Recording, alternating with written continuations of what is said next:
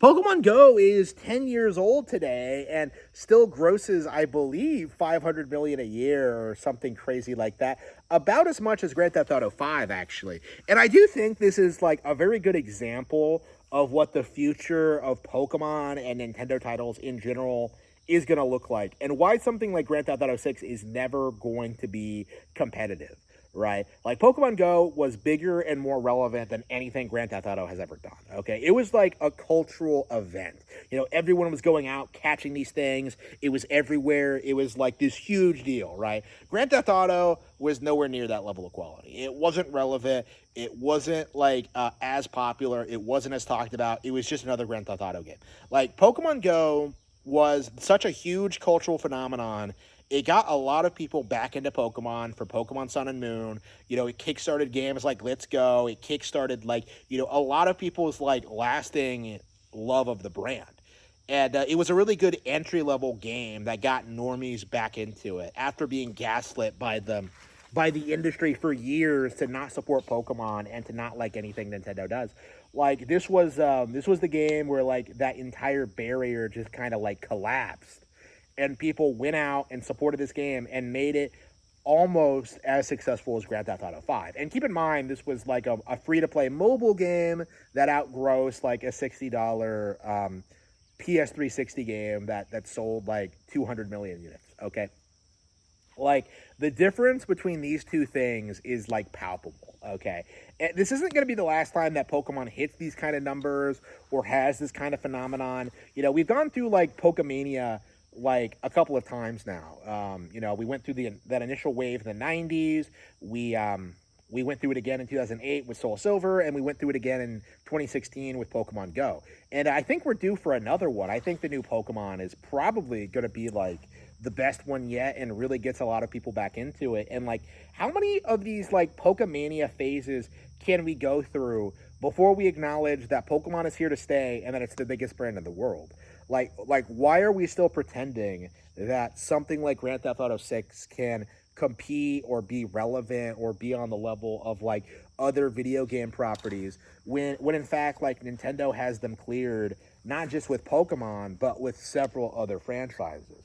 And that's what I find myself thinking about on the 10-year anniversary of Pokemon Go, is that this was a random mobile game that came out, blew up, dominated everything, and is still, I think, one of the biggest games on the mobile space. Kind of proving, I think, why Nintendo never really had anything to fear from mobile. Like, people really seriously thought, like, 10 years ago that mobile was going to replace Nintendo, that it was going to be, like, the preferred platform for non-gamers and casuals. And what we've seen is that, like, Nintendo has just completely moved away from that.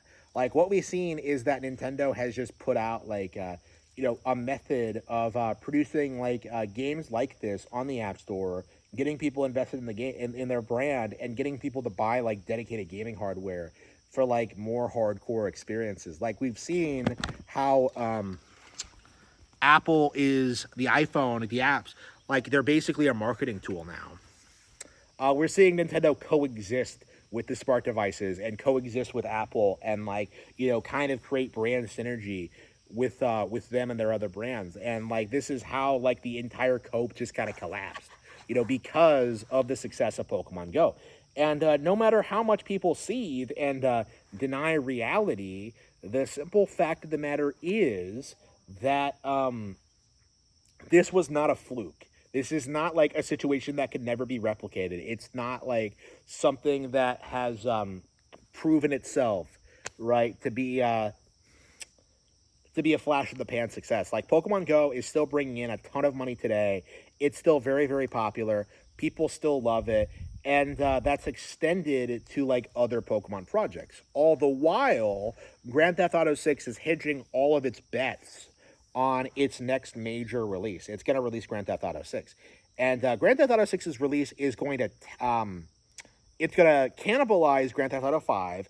Grand Theft Auto 5 is going to stop making money. Pokemon Go is going to be making more money than Grand Theft Auto 5 going forward because of it.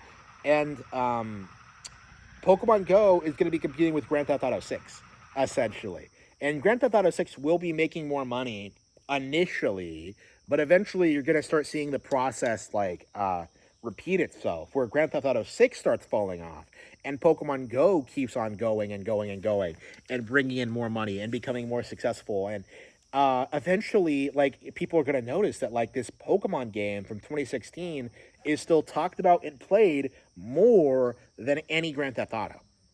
And that's just the situation we're in here now, is where the masses are going to slowly realize just how much bigger and more relevant Nintendo and the Pokemon Company are than Rockstar, Take-Two, or Grand Theft Auto. Like, that's just the reality of it. Like, Grand Theft Auto 6 is not going to be as relevant or popular as Pokemon Go was in 2016. And this is something that I feel like the masses just will not accept until they actually see the numbers and they actually slowly realize that Grand Theft Auto 6 cannot possibly live up to expectations.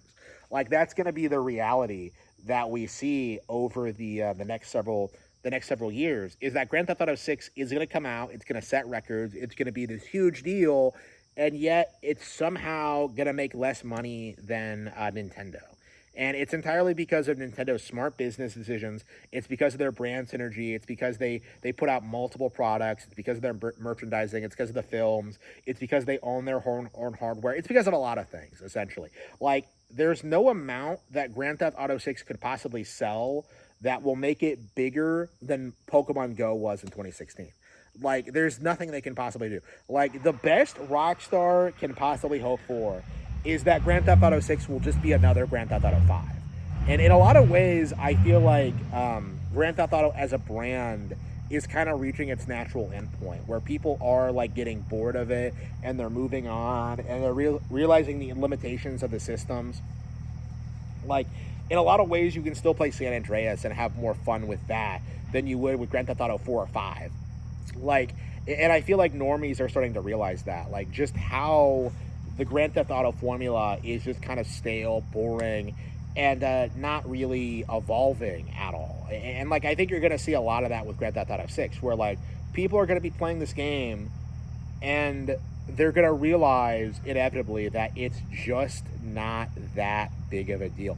We're going to see that Grand Theft Auto is a complete disaster. It's a brand that could never ever stand up with Nintendo. It failed the instant that it tried to challenge Nintendo. It's just kind of the last major, like, stand of, like, the Western third-party industries. And they'll do everything to protect it. They'll do everything they possibly can to deny reality, to deny that Pokemon is way bigger than Grand Theft Auto.